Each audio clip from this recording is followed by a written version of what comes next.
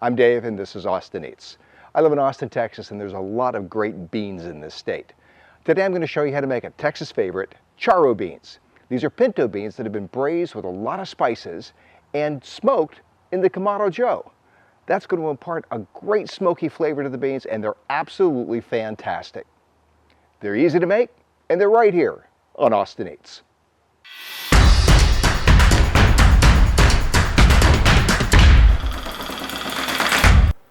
First, I'm going to saute some bacon with some onion.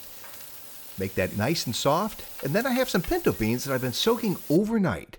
And to those, I'm going to add some additional water, some low-salt chicken broth, along with the bacon and onion that I've already sauteed.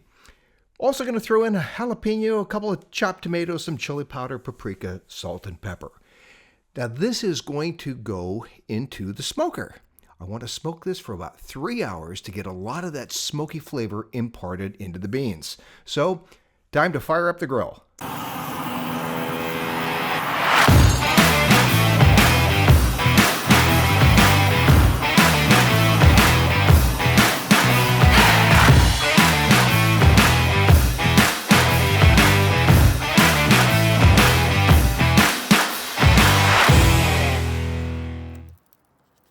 So the beans are going to go into the smoker for about 3 hours.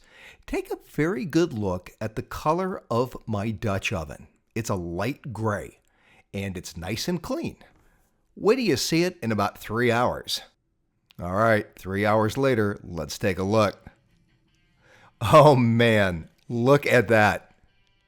The smoke has completely changed the color of the outside of the pot. That's what smoke does. And as much as on the outside, I've got just as much on the inside. These beans are going to be great.